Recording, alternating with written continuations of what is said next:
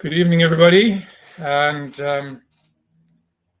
or maybe not evening, depending on where you are, and welcome to this daily Maverick webinar on an important topic. Today, we are going to examine the subject of irregular migration from Libya, and in particular, the inhumane conditions and detention centers in Libya, where migrants are often held after they're picked up at sea by the Libyan Coast Guard, which is supported in this work by the European Union.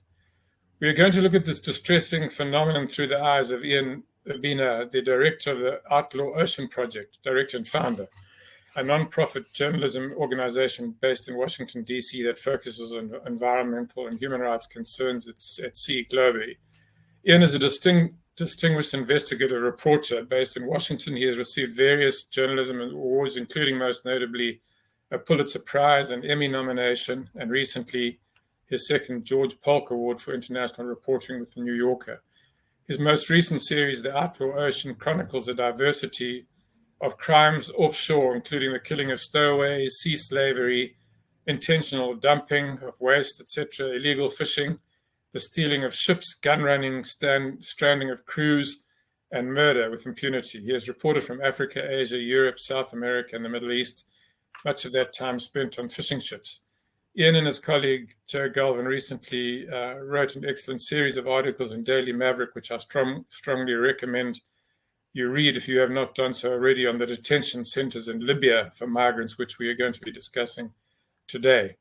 So I'd like to kick off this webinar by asking Ian to introduce the subject for a few minutes and then to give our participants a picture of what is happening to those tens of thousands of people, almost all of them Africans, who venture forth from Libya into the Mediterranean, sometimes in unseaworthy vessels, and often end up drowning or being intercepted at sea and returned to Libya to be held in inhumane conditions in detention centers. After that, I will ask Ian a few questions myself, and then I would urge you all out there to direct your own questions at him.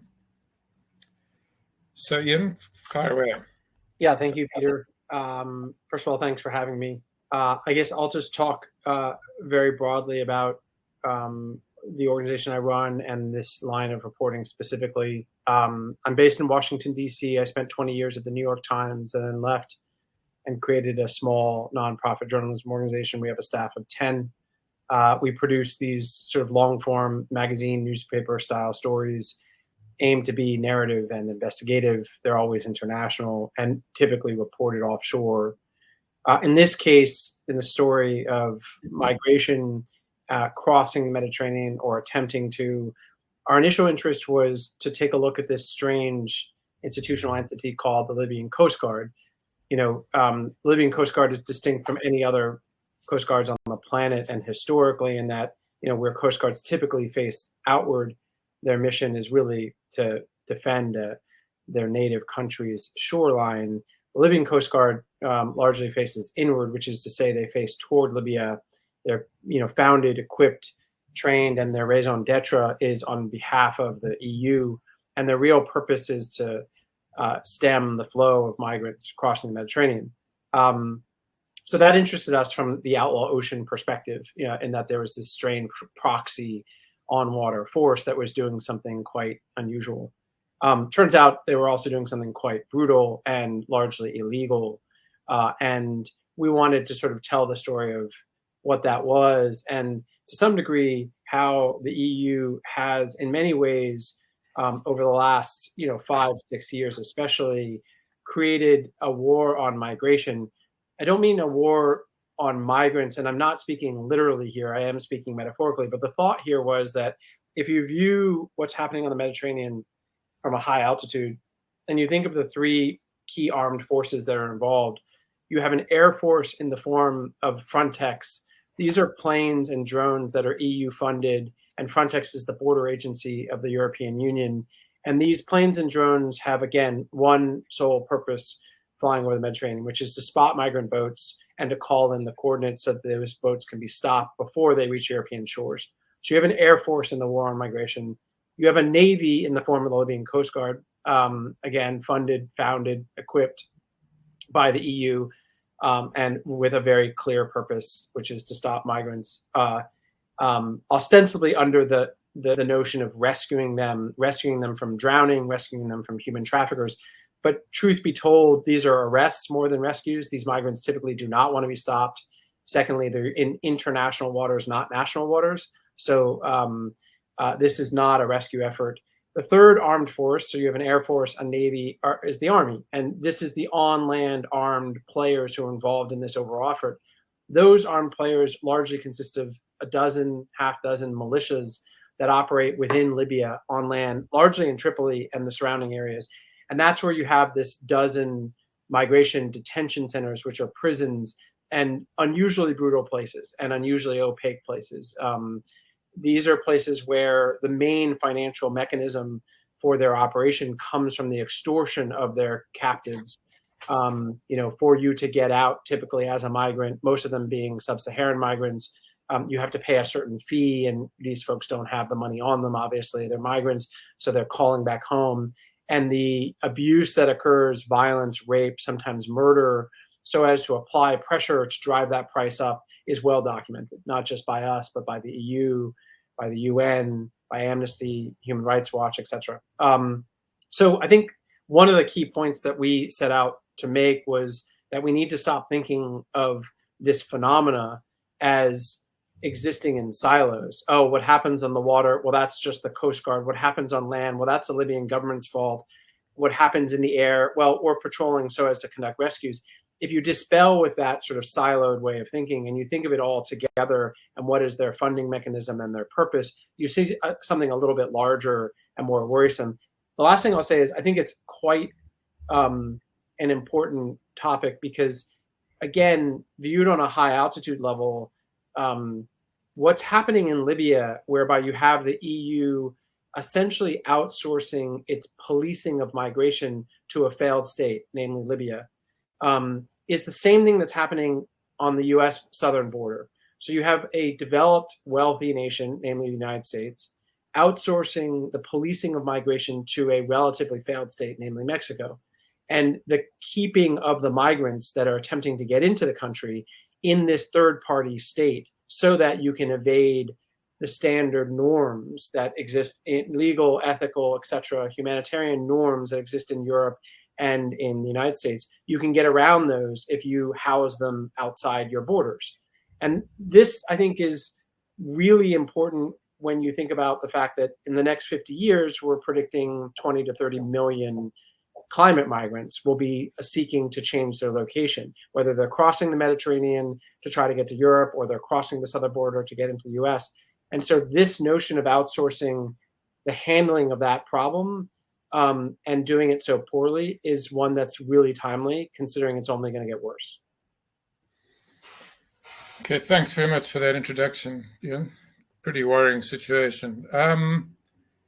I think maybe I should kick off by asking you to give us some idea how Europe responds to your criticism. I mean, I got the gist of what you're saying, that they're presenting this as something quite different, as a kind of rescue, almost like humanitarian assignment, and you're presenting it in very different terms. How do they respond? I think that an honest answer is one that immediately debunks the notion of Europe as a monolith, right? So there is no, when dealing with this issue, there are a lot of different players within Europe. So if you think of parliamentarians, you have those parliamentarians within the European Commission who have responded to, and we've given testimony at 3 hearings in front of Parliament in the last 2.5 months about our investigation. Those parliamentarians who are supportive of more EU funds going towards the Libyan Coast Guard and are dismissive, outright critical of the reporting we did, their response tends to be, number one, hey, look, we're trying to fund the Libyan Coast Guard so that we can save the lives of very desperate people who otherwise would be taken advantage of by traffickers or possibly drown. And we also are legitimately trying to control our borders, as every nation has a right and a duty to do. And unmanaged migration is neither fair nor sustainable. And what we're trying to do on the Mediterranean is both of those goals. Okay. Now, before, rather than tackling that line, I'll just briefly say, you notice that the standard reply, and this has been put in writing, and we've had lots of back and forth, is one that focuses on the Libyan Coast Guard and makes no mention of what's happening when the Coast Guard returns those people to Libya. Why? Because that's an untenable thing to defend, because it's even the EU recognizes that Libya is not a port of safety, so it's illegal under humanitarian law to return them there. And they know that once those people are in detention, it's abhorrent what happens to them. So the EU parliamentarians who push back never touch that. If they do, they say, look, that's really Libya's fault, and you need to take that up with the Libyan government. It's not our fault that the conditions in detention centers are so bad. But they really focus on the Libyan Coast Guard and say what happens to them next isn't our responsibility. Those who support, and we had a letter signed by 50 lawmakers in the EU picking up and supporting the investigation and seeking more answer and raising some policy outcomes from the reporting. Those who support the reporting and agree with it to a large degree argue that, again, number one, more journalism from this specific place is important because there's an unusual lack of transparency about key players I cited. So Frontex, the EU agency that provides the intel, the spatial coordinates of where the boats are, a lot of parliamentarians say that's outright illegal, and their agency should not be facilitating the return of people to a war zone. And there are some lawyers who are seeking to sue them for that. But they're hamstrung because they have very little ability to get the key data they need out of Frontex. So this sort of journalism that helped reveal many of these things, they find very helpful and say it's what they've been claiming all along, but now they're better empowered to make the point. Okay, as you've described very vividly now, and also in your articles in the Daily Maverick, the conditions in those detention centers are pretty horrendous. And you've also described, interestingly, how one of them was particularly notorious one was closed, and then they were just moved to another. And this is what happens. There's like this movement of people from one. What is their ultimate destination? These people, do they ever make it to Europe? If not, what happens to them? Do some give up and go home? And how long on average do they remain in these camps? Do you know, roughly speaking? Yeah, so I'll start with the easier questions first. The average length of stay is hard to assess, but from what we can tell, it'll run from 7 to 13 months that an individual will stay in a facility. At any given moment, there are anywhere from 6 to a dozen official facilities and usually a half dozen unofficial facilities in Tripoli and surrounding area. Where the migrants get sent within that set is largely dictated by which guy is in power at the key agency and who he's tight with, to put it bluntly.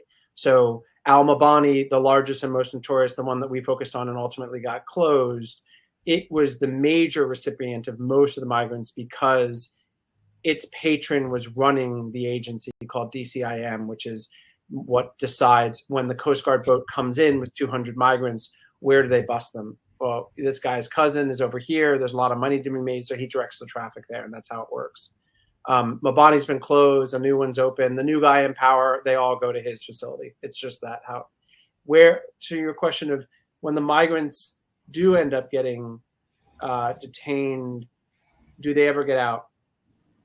We can get out a couple of ways. Most of them are held and squeezed via extortion.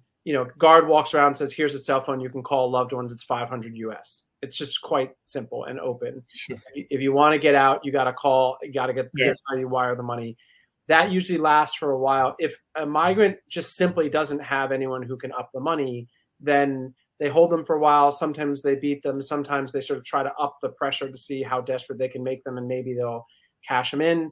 And if that doesn't work, they either sell them downstream to another facility, whether it's official or unofficial, that thinks that they might be able to work some angle, or they let them loose.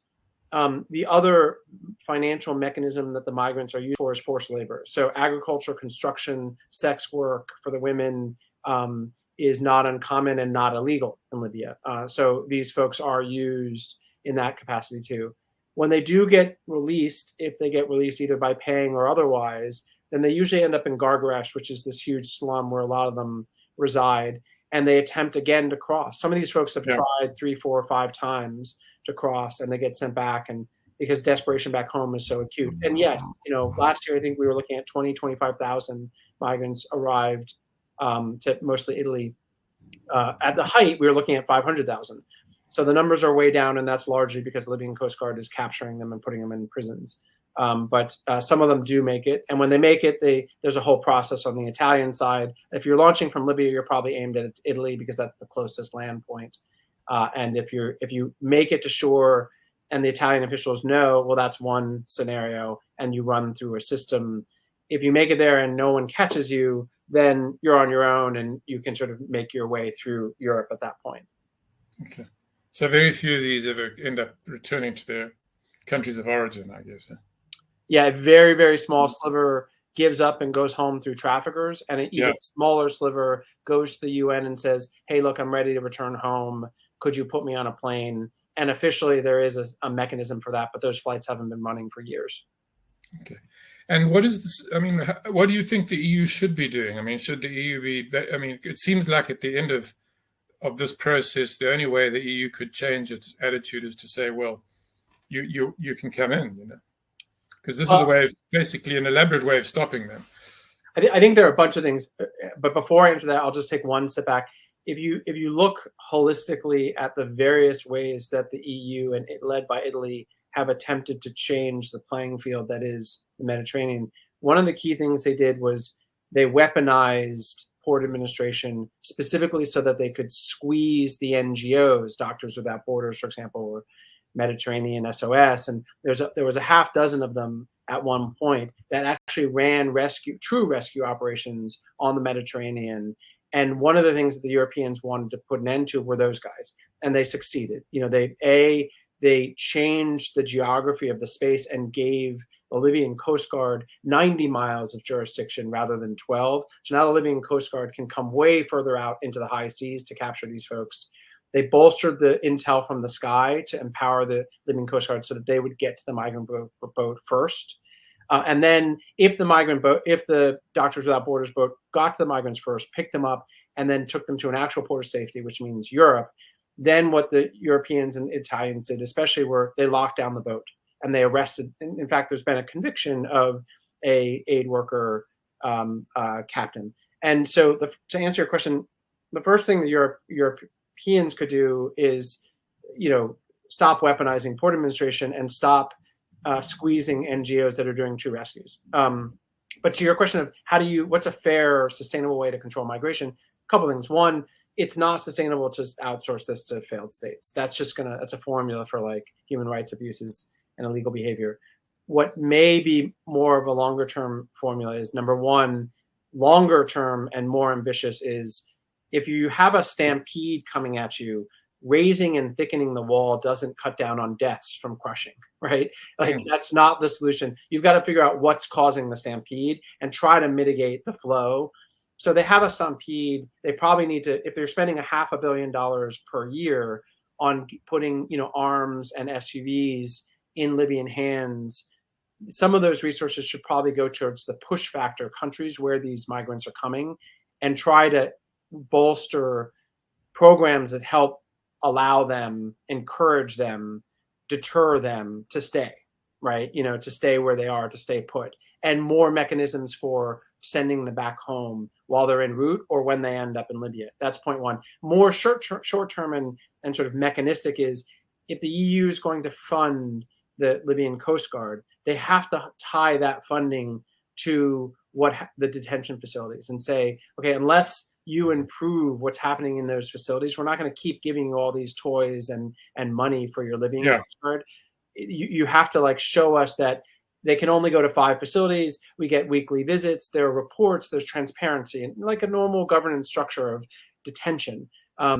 That's a more humane way to tie the revenue with a more humane handling of migrants if they're going to be blocked in Libya. Okay. And so are you saying that the more fundamental approach should be to be like providing development aid and so on to the countries? I think it's one of the tools. I'm not going to be kind of naive and think that that's Yeah. the only thing, or it would work quickly enough, but it has to be one of the tools, especially as you look at a 10, 20-year arc of more and more people coming. Unless we start looking at push factors, you're not going to be able to keep up with the flow. Okay. But your answer suggests also that you accept that probably there is going to be a role for detention centers, at least transitionally, and therefore the conditions should be made. Yeah, I personally, I do think that, again, I don't think the detention centers should be in third-party states, and certainly not war zone states. That's just a non-starter. I think that detention centers and an infrastructure in the country of arrival, where you actually can impose your own laws and oversight, and journalists can see, all of that is probably a prerequisite. But I'm not going to argue that that all detention should go away, because I just don't think that's viable. Yeah, and I guess is the reason that Europe is not operating those centers in Europe because they just want to keep the problem at the greatest possible distance, or there's some other reason why it would be difficult for them to hold these people in detention in Europe? Politically, financially, logistically, it's expensive. And you saw the political consequences of housing these folks there. And because there's more reporters, because there are more lawyers, there's just a lot more attention and rights, and those rights come at a cost politically and economically. And you've seen the sort of rise of the right in the last 5-6 years in many countries. Look at Le Pen, look at Trump. And so bashing of foreigners and migrants is really, very useful tool in the political toolkit. So it's being used more and more. Very easy to. Yeah, I see one of our listeners, Daniel Mayer, says that advice on what Europe could or should do is obviously the strategy to address the cause of the problem rather than the symptom. But you've also touched on there something in which is the reaction. I mean, clearly the approach of Europe has tightened up and toughened up in the last few years, and one would presume precisely as a result of the right-wing reaction. Is there a way for Europe to somehow navigate between those two? One thing I would point out is if you talk to the coastal states in Europe, Spain, Greece, Malta, Italy, right? The ones who really deal with the burden of European migration. One thing you'll hear, which I think is actually fair, and Italy is the most vocal on this, is, hey, look, guys, we're supposedly part of this thing called the EU, and we are disproportionately shouldering this burden. You guys need to take some of these people. And what Germany and Poland and Hungary and these places say is, no, we don't want them. We'll give you money, but you keep them, because it's way harder to deal with them than it is to just put up a fee. And the Italians say that's just not appropriate. We cannot hold all these people. So there needs to be a resettlement process that's fair across all the EU. And that is a very legitimate point that the coastal players make, and that's a prerequisite to the EU writ large dealing with migration better. Yeah, a fairer distribution of the problem in Europe. Yeah. Since we're right slap bang in the middle of a war in Ukraine, where we've had literally millions of Ukrainians crossing into the rest of Europe, how does that impact? I mean, is that going to make it more complicated, since they, people are going to say we already got 3 million people or whatever we're dealing with? Or is there another way of looking at that? I mean, look, to be quite blunt, I think that let me be careful here. The amount of attention being paid to the current crisis makes sense on one level, but it also casts a stark light on how little attention is paid to these other type of migrants. And I think we know why that is. It's this color of their skin, and it's their education level, and it's their what's in their wallet. And so I personally think that, to the point you made, it's not just the sheer numbers of very desperate and deserving people that are being allowed into Europe as fleeing Ukraine. It's also, I think, probably going to have a negative impact on those non-Ukrainian or non-Eastern European white migrants that are coming from the other direction to get into Europe, because Europe and key countries will feel like, hey, look, we do right by migrants. Look, but no, wait, you do right by some migrants, and you so you look at Poland, for example. Poland has taken inordinate numbers of Ukrainians and been very progressive in many ways. Poland was one of the most awful countries when it came to resettlement policy of African migrants. There was, I think they took 0 or less than 100, and so, I think that's really a worrisome situation. And with all the press attention, you and I are both journalists, and so I can say this within the family, but I do think one of the problems with our profession is there's sort of 15-year-olds playing soccer. Everyone runs at one ball, and the other stories on the planet just fall away. I think the Mediterranean crisis is falling away from public attention. Yeah. If I were to bend over backwards to try and justify what the EU is doing, as you say, in that relative handling of those two situations, which clearly looks on the face of it, at least, very much discriminatory, xenophobic, rather racist. But I guess some might say Ukraine is a once-off kind of phenomenon. It's something that's just blown up and hopefully will blow away. Whereas I think a lot of maybe European countries see the phenomenon of migrants from Africa as just being a non-stop phenomenon. Look, so it's a very fair point, and let me just play the devil's advocate. Who toppled Gaddafi? Yeah. Okay, we didn't put Putin in power. We being the Europeans or the Americans, right? But the Europeans and the Americans actually did create the void of Libya. And while it was no cakewalk under Gaddafi, the migration situation and how the country was handling them and the level of brutality and the number of people being incarcerated, etc., under Gaddafi is not what currently exists under these militias. And again, if you're really honest, it's the EU and NATO that really has a huge responsibility for the void that was created in Libya. So I hear your point, but I also think we have distinct responsibility in Libya that we might not in Ukraine. Yeah. Not, of course, that we would necessarily want Gaddafi back, but I take your point that things were a whole lot more stable. Okay, if I may present you a question from Jessica Breaky. She says, also important to note a total absence of the African Union. The crisis is so constantly phrased as an EU border crisis, but these are African migrants moving across Africa and risking their lives to leave it. Why has the EU said and done nothing about deaths at sea for the last decade? It's a fair point, and intuitively it sounds spot on. It's just a blind spot. I was very focused on on Europe's role, which was not to say that Africa and the AU didn't have a big role. I just wasn't looking at them. I will say a couple of things that bubbled up, though, on the periphery. One was Africa is not a monolith, as I don't need to tell you, right? It's a complicated place, and no one better than Gaddafi played that situation. And there's this famous meeting that occurred before he was toppled, obviously blanking on the year, but when he was in Italy and he was negotiating the next aid package, and the aid package was tied to migration control through Libya. And it was European money for Gaddafi to basically handle that border. And he didn't get the number, or wasn't looking like he was going to get the number he wanted. And he threatened to turn Europe black. That was his quote.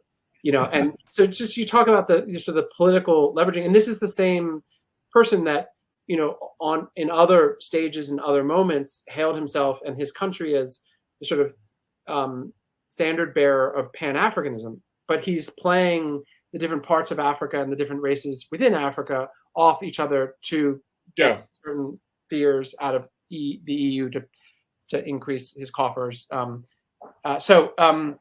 I quite hear the point about the AU being absent. I just don't know a whole lot about why that is and where that's manifest. Yeah.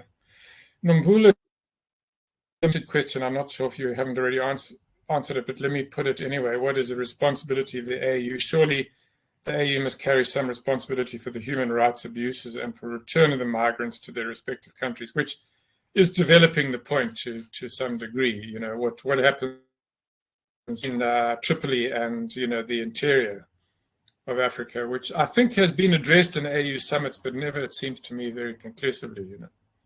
Yeah, I mean, I'm not an AU Yeah. specialist, but I do say, I will say that when we were looking at the breakdown of different migrants within this one facility, and we were trying to, and our main character was a young man, farmer, father, you know, husband from Guinea-Bissau, Aliou Kande, and we spent time in Tripoli talking with various representatives in Libya from Guinea-Bissau, from Niger, from Guinea-Conakry, and started getting a sense of which countries of those mentioned and others, push nation countries, actually did right by their citizens. You know, they actually had someone in Libya, and with paltry resources that they have, were trying desperately to get their people out, you know, and get them home.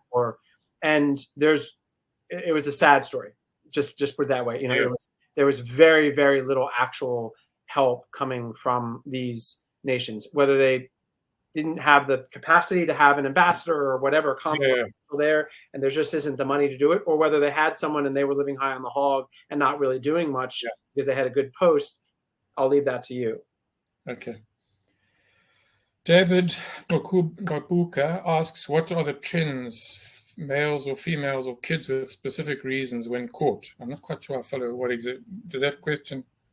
Trends, was that the word? The trends, males or females or kids with specific reasons when people are caught. I mean, I guess the general question is how they're faced. Is there propensity of, you know, women or propensity of children? It's overwhelmingly male. It's, yeah. You know, the archetypal migrant, you know, it will be between 16 and 35, male, and the potential breadwinner who might land a job in Europe if they make it there. So in the case of Aliou Kande, he had two brothers, one who had successfully made it to Spain, worked in the slaughterhouse, another who had successfully made it to Italy, also had been there years. Both of them sent money home. Aliou and his parents and his wife and his three kids were in desperate states in rural Guinea-Bissau because their farm, you know, was a wreck. You know, the ground wouldn't, it was too dry, and mosquitoes and rainy season, all the standard climate change factors. So he was going to make a run through the gauntlet and see if he could get lucky like his brothers. And he was very typical. He's 28. You know, they're in the facilities in Al Mabani of, you know, on a given day back when it was open, there would be 2,000, 2,500.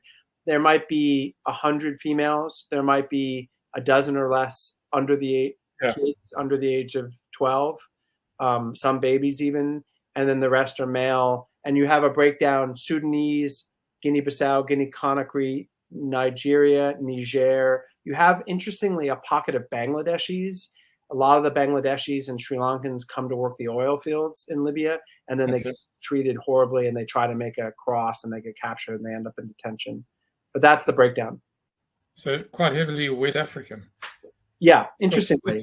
It's nearby, I suppose, but Yeah, Sudan, a huge number of Sudanese. Okay. Yeah. And also Libya chosen precisely because it's a failed state, I suppose. Exactly. It's a great reasons. Right. If you think of the geography, Morocco, Algeria, Tunisia, you know, flawed though they may be, they have governments. You know, they actually they run stuff, and it's much harder to get in and to get out again. Libya is a bazaar of market opportunity for traffic of every sort, and really its market it's the launching pad from Tripoli to Lampedusa, the island that most go to, that's closest Italian territory. Is 100 miles. It's less than 20. So that is its main market, other than warfare and arms and all sorts of other Okay. Now, there's a distinction. You're talking about traffickers. I believe quite a few of those people are smuggled. I mean, are smuggled in the sense that they pay their way. But Right. there are some who are trafficked, and particularly women, I believe. Right. Fair From point. Nigeria. Yes. I'm Yeah. using that language sloppily, and you're quite right to make that distinction. And yes, most of those who are getting in the boats are to cross the Mediterranean are handled by smugglers, and they're paying the migrants or refugees, if we're going to be exacting about our language, are paying a upfront fee, either all or half, before they get in the boat. And the other thing you'll find interesting is that when Aliou Conde left Guinea-Bissau, his plan was to go to Spain and be with that brother. And so he went to Morocco. And when he got there, he realized the cost of crossing the Med was going to be triple what he had. And he could get a third the rate out of Libya for obvious reasons. And so he traveled to Libya, knowing full well that, but Libya is crazy, and there's a whole market to capture you. And what do they pay, by the way? The average kind of guy you've been encountering? The triple costs $1,500. Anywhere from, I've heard as low as $800, but I've heard as high as $2,500 US. I don't know how that translates. From Tripoli. From Tripoli. Yeah, that's a lot of money. A lot. But you say much less than going out of somewhere else, Spain or something. Yeah. Going out of Morocco. Yeah. Okay. Nick Jacobs asked, and I think this is a question of kind of perspective, what if we turn this situation on its head and asked what would make it attractive for Europe to welcome these migrants? And I guess it seems to me there's a question between the lines there of, doesn't Europe need labor? And, if they were prepared to overlook the race and I suppose in the circumstances of these people that they might find that they're beneficial. Yeah. No, I mean, there is some better and higher altitude thinking that I need to do with, as we reporters, we don't know anything. We know people that know things. I need to find people that can tutor me at this altitude of thinking of like, wait, obviously, same thing in my country. Our economy depends on both documented and undocumented labor, and migrant labor, immigrant labor. So the question becomes, and a good economist, anthropologist, sociologist could say, like, where is that point where you can incentivize, you can also make it humane, and you can also manage the downward economic consequences from a labor perspective of wages.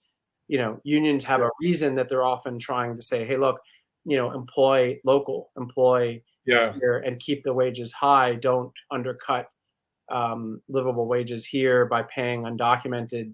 So, but I don't have a good thought on that. Okay. Yeah, and it's just a tricky one. And of course, I mean, you would be aware of the fact that we have our own migrant problem here and rampant xenophobia, which has just erupted last week, actually, with a brutal murder of a Zimbabwean. I didn't know that. Yeah, and I mean, it's almost becoming quasi-official here, which is very sad because you're getting anti-migrant organizations developing and not being declared illegal or whatever, and people going around and asking somebody, to say a couple of words in the local language to show whether they're, local or not. And if not, some of them end up being, well, as this guy was, Nyati, being murdered, which is, it's a pretty serious situation. There's a question here. I'm not quite sure if I completely follow it. Let me have a look.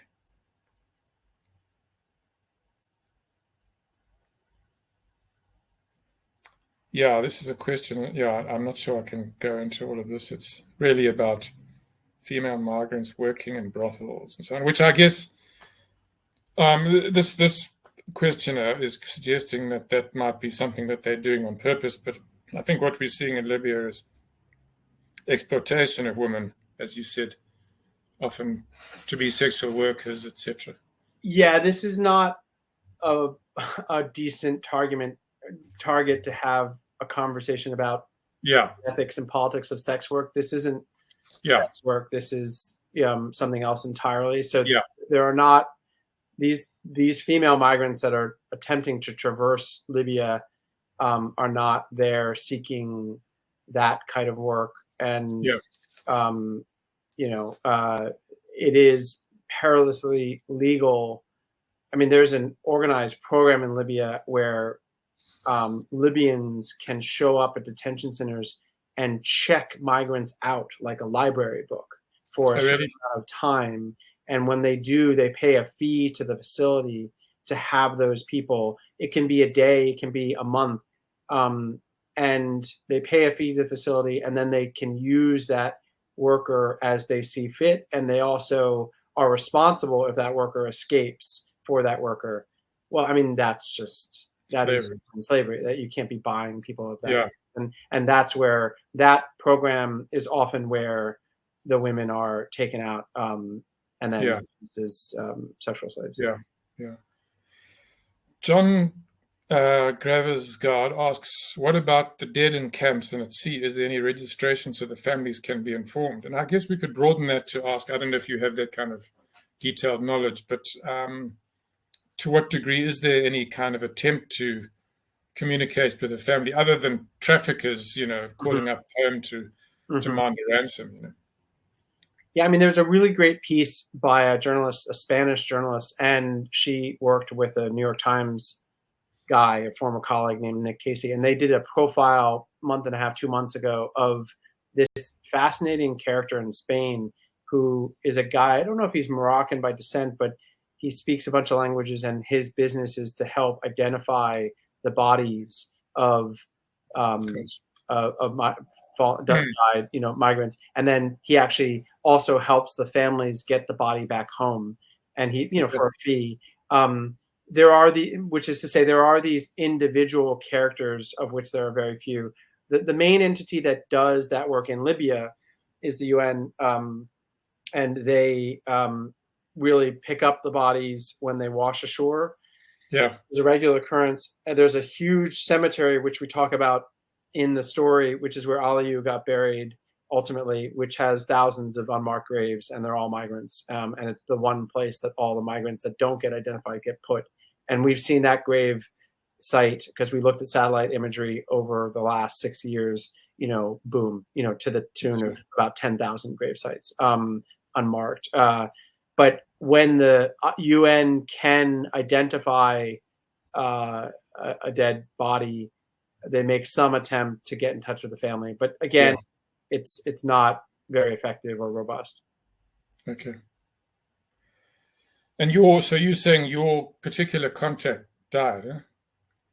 Yeah, Ali, the main character of our story is someone who ended up getting in a boat, trying to cross, captured by the Libyan Coast Guard, helped by a drone from the EU that called him in, took him back, put him in Al Mabani, and then the prison guards ended up opening fire a couple of weeks later on a bunch of migrants, and Aliyu died. When they were trying to escape, I think I recall that. Yeah. Well, they weren't actually. There was a melee. There was a fight between the Sudanese and the others, but you're right. Yes, the Sudanese were trying to escape, and the other migrants that don't do it, everyone else is going to get beaten. We've seen this before, and a fight broke out because of the two different views. And the guards, there was no chance that they were really going to get out. Yeah. The guards just watched for a while, and then slaughtered a bunch of them. Yeah, and you mentioned that a handful, I think you said 50 EU lawmakers were backing you. I mean, is that kind of the size of the constituency in the European Parliament or the European political system for taking a different approach? Mm-hmm. Is it no bigger than that?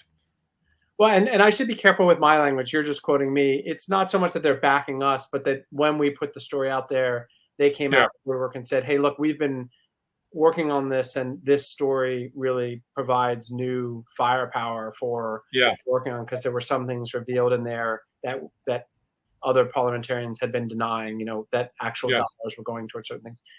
If I had to guess, I don't know how big the full parliament at the EU Commission, at the European Commission is.